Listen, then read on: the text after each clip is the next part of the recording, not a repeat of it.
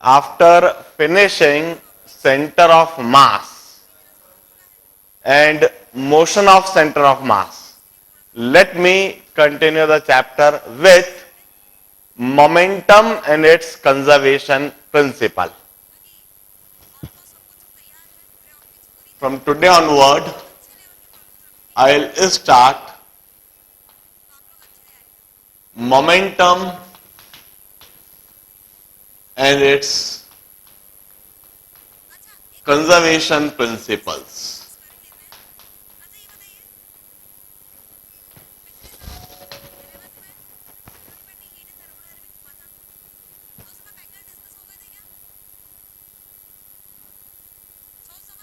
In fact, in the chapter, we'll cumulatively learn the complete physics we had studied before. इसके पहले हमने कई सारी जो फिजिक्स और उसके कंसेप्ट और फंडामेंटल्स सीखे हैं, वह सब क्यूमुलेटिवली इधर और आगे के चैप्टर्स में रिपीट होते जाएंगे, वह सब एड अप होते जाएंगे.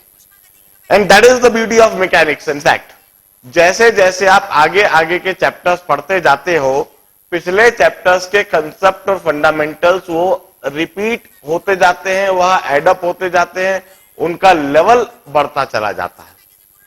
देखिए, सेंटर ऑफ मास में हमने यह सीखा था कि कोई सा भी मास डिस्ट्रीब्यूशन है, उस मास डिस्ट्रीब्यूशन के लिए एक ऐसा पॉइंट होता है जिस जगह पर हम पूरे के पूरे मास को कन्वर्ज करवा सकते हैं, कॉन्सेंट्रेट करवा सकते हैं, और उस पॉइंट मास का बिहेवियर बिल्कुल वैसा ही होता है जैसा कि पूरे मास सिस्टम का बिहेवियर होता है. उस सेंटर ऑफ मास को लोकेट करने का हमने तरीका सीखा. अलग अलग तरह की बॉडीज और उनके सेंटर ऑफ मास को डिटरमाइन हमने करा. हमने लीनियर मास सिस्टम, हमने प्लेनर मास सिस्टम, हमने 3 डायमेंशनल मास सिस्टम, इन सभी मास सिस्टम के हमने सेंटर ऑफ मास को डिटरमाइन करना सीखा था. वह सेंटर ऑफ मास का डिटर्मिनेशन आगे आने वाले चैप्टर्स में अप्लाई होगा, इसीलिए हमने उसको उस प्रायोरिटी ऑर्डर में सीखा. Now the next topic is momentum and its conservation principle. Now this is any body having mass m moving with some velocity v. Mind it, mass is a scalar quantity and it's defined as the property of body by virtue of which it possesses inertia. Mass एक scalar quantity है and it's property of any body by virtue of which body possesses inertia. And velocity, it's a vector quantity and it's defined as the rate of change of displacement. Now this moving body hits you. यह body, it make a impact with any body. यह जो body move कर रही है, ये किसी चीज से टकराती है, टकराकर उस पर कुछ असर छोड़ती है. Now what would be the effect of impact? इस बॉडी के टकराने से क्या इफेक्ट होगा, उस इंपैक्ट का, उसके टकराने का क्या असर होगा? That is measured by a physical quantity, we call it momentum. Momentum is defined as measure of, it's a measure of effect of impact. Momentum is measure of effect of impact. कोई body किसी चीज से टकरा रही है तो उसके टकराने से उस बॉडी पर क्या इफेक्ट होगा. अब जरा सोचिए, एक बॉडी है 10 ग्राम की, वह 1 मीटर पर सेकेंड से आपसे आकर टकराती है. On the other hand, the same body, वही 10 ग्राम की, मैं एक रिवॉल्वर के अंदर उसे माउंट कर देता हूं, एक बुलेट है 10 ग्राम की, और उसे फायर करता हूं और वो आपसे आकर टकराती है। रिवॉल्वर में माउंट की गई यह bullet, it's travelling with the velocity of 100 metre पर सेकेंड। 100 मीटर पर सेकेंड की वेलोसिटी से यह बुलेट आपसे आकर टकरा रही है। नाउ जस्ट इमेजिन कि किसका इंपैक्ट का इफेक्ट ज्यादा होगा, more severe would be the effect of the body travelling at the velocity of definitely 100 meters पर सेकेंड। 1 मीटर पर सेकेंड से कोई बॉडी आकर टकरा रही है, उसका उतना असर नहीं होगा, जबकि 100 मीटर पर सेकेंड से आके कोई बॉडी आपसे टकराती है तो उसका इंपैक्ट, उसका इफेक्ट कुछ ज्यादा होगा। We used to say this momentum, which is denoted by P, would be directly proportional to velocity vector. जितनी ज्यादा बॉडी की वेलोसिटी होगी, उस बॉडी के टकराने से इफेक्ट ऑफ इंपैक्ट उतना ही अधिक होगा, उतना ही सीवियर होगा, उतना ही सीरियस होगा। We used to say momentum would be directly proportional to velocity. Same mass की बॉडी अलग अलग वेलोसिटी से ट्रेवल की जाए तो जिसकी ज्यादा वेलोसिटी होगी उसका मोमेंटम ज्यादा होगा, उसका इफेक्ट ऑफ इंपैक्ट ज्यादा होगा।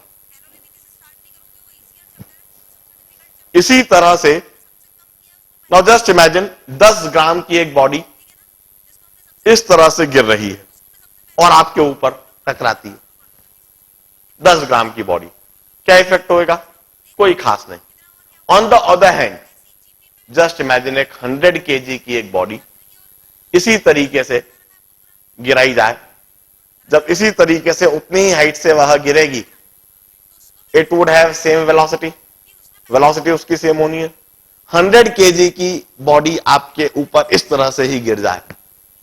Now imagine the effect of impact किस केस में ज्यादा होगा? डेफिनेटली 10 ग्राम की बॉडी के ऊपर गिरने से कोई खास असर नहीं होगा, जबकि 100 किलो की बॉडी यदि ऊपर गिर जाए तो उससे अच्छा खासा एक सीवियर इफेक्ट होगा। We use to say momentum is also directly proportional to mass. The effect of impact is also directly proportional to mass. Momentum mass के भी डायरेक्टली प्रोपोर्शनल है, मोमेंटम वेलोसिटी के भी डायरेक्टली प्रोपोर्शनल है। इन दोनों ही equations को यदि हम क्लब करके देखें, we'll say momentum is equal to mass into velocity.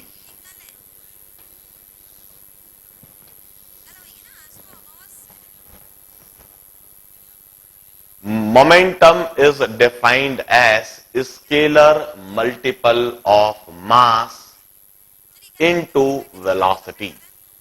Momentum is scalar multiple of mass into velocity. Momentum is scalar multiple of mass into velocity. It's a vector quantity. It's a vector quantity. Means in order to represent it, we need to specify both magnitude as well as the direction. इसका मतलब है इसे completely represent करने के लिए हमें magnitude भी बताना होगा और साथ साथ में उसका डायरेक्शन भी हमेशा बताना होगा। If this any body having some mass m having velocity v, we used to say momentum vector would be collinear with velocity vector. Momentum vector is collinear with velocity vector. it's collinear with velocity vector. जिस direction में particle की velocity है उसी direction में particle का momentum भी होगा. Its unit is, it's given in kg meter per second. For mass, we'll have kg term. For velocity, we'll have meter per second. In SI system, in SI unit, this is system of international unit, while in CGS unit it's gram centimeter per second. This is in CGS unit.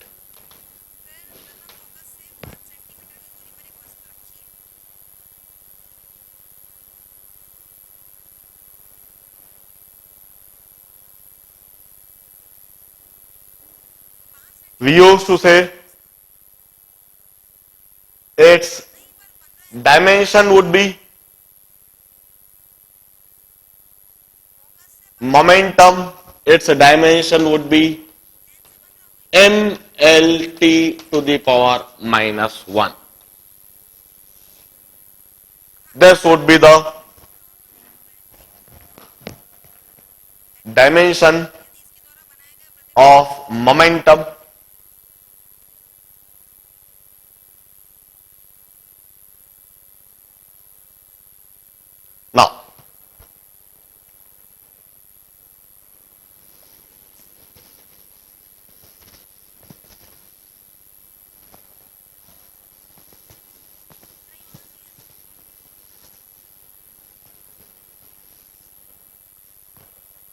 Now, let's recall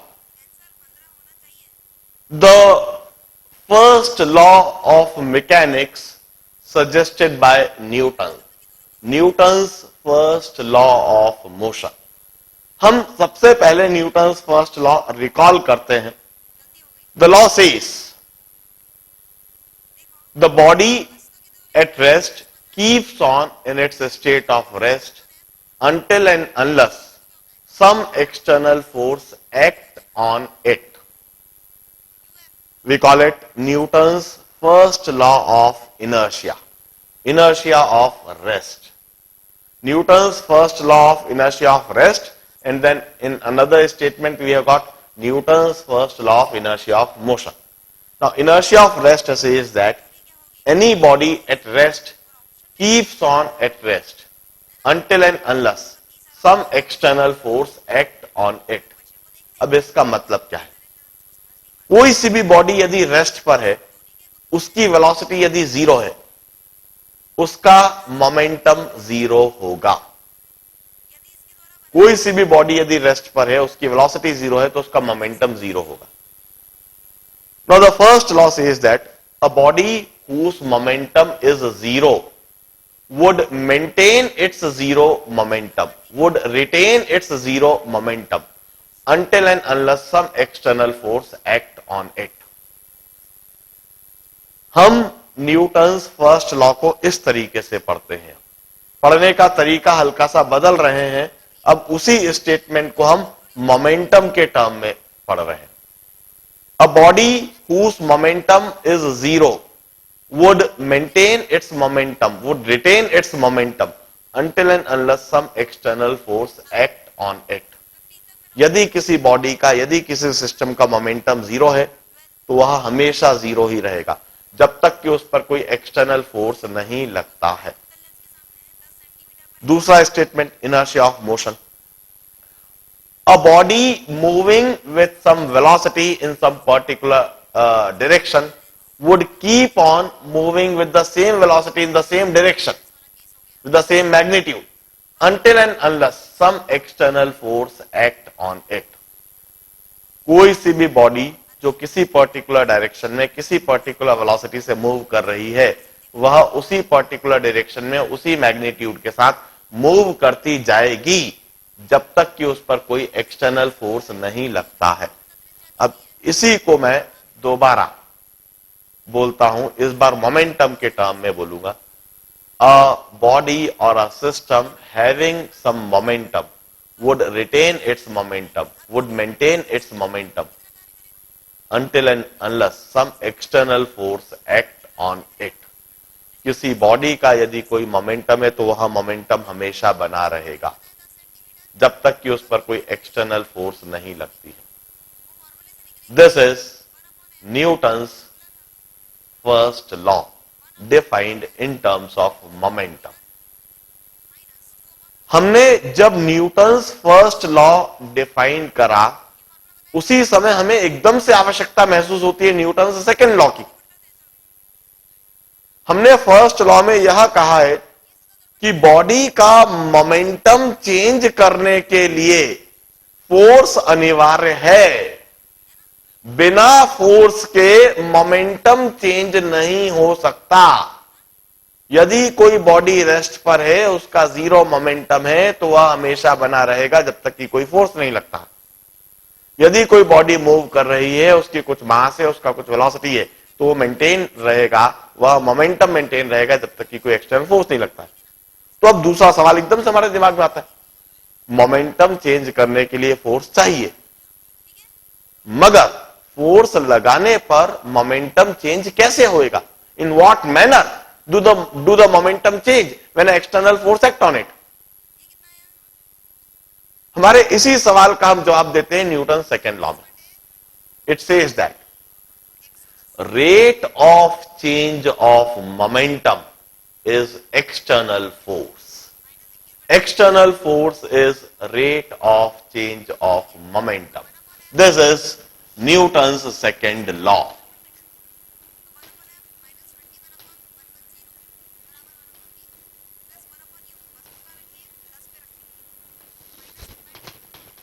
Its rate of change of momentum is external force, or external force is rate of change of momentum.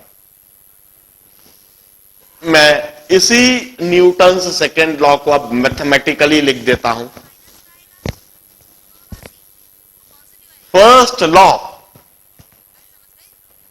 जैसे ही हम लिखते हैं उसी समय हमें second law की आवश्यकता महसूस हो जाती है, क्योंकि फर्स्ट लॉ में हम बार बार बोल रहे हैं कि मोमेंटम चेंज करने के लिए फोर्स चाहिए, बिना फोर्स के मोमेंटम चेंज नहीं हो सकता। तो इमीडिएटली यह सवाल आता है कि भाई ठीक है, फोर्स लगा दिया, अब फोर्स लगाने से मोमेंटम कैसे चेंज होएगा? उसी सवाल का जवाब न्यूटन ने सेकेंड लॉ में दे दिया। He said that external force is rate of change of momentum. Rate of change of momentum means dp by dt. The change in momentum with time. This is external force. This is mathematical illustration of Newton's second law. Newton second law को mathematically हम इस तरह से लिख देंगे। This is mathematical illustration.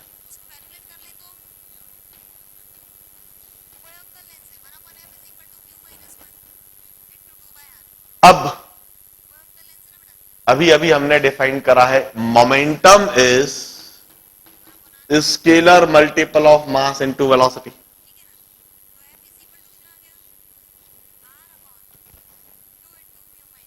मैं इस equation को लिख सकता हूं, external force is D by D T of M we.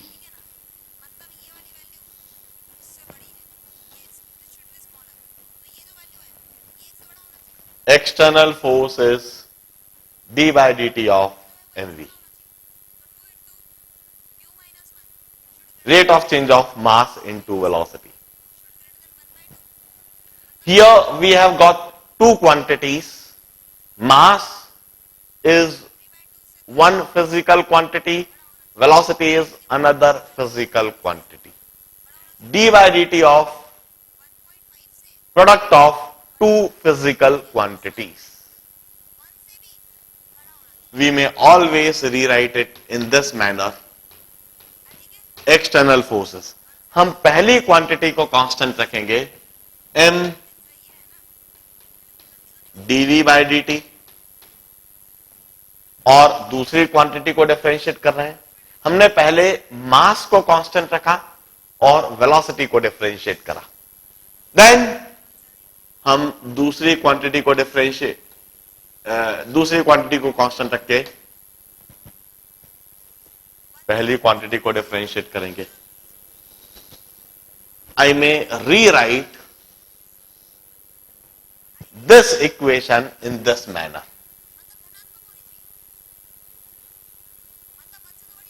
d by dt of product of two quantities is always carried in this manner. First, keep the first quantity constant and differentiate second quantity. Plus, keep the second quantity constant and differentiate the first quantity. Mass को constant रखा, velocity को differentiate करा. Velocity को constant रखा, mass को differentiate करा. Now, this is a generalized expression for Newton's second law, which is always applicable. This is a generalized equation.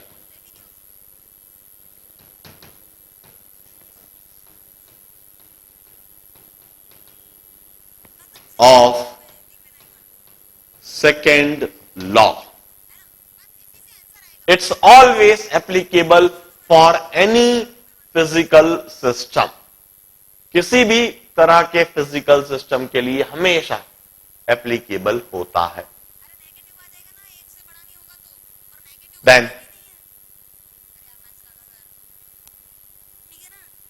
we used to say, अभी तक हमने जितने भी सिस्टम पढ़े हैं, जितने भी सिस्टम सीखे हैं, इसके पहले जितने भी फिजिक्स में आपने सिस्टम सीखे, उन सभी सिस्टम में मास कांस्टेंट रहता था. If mass is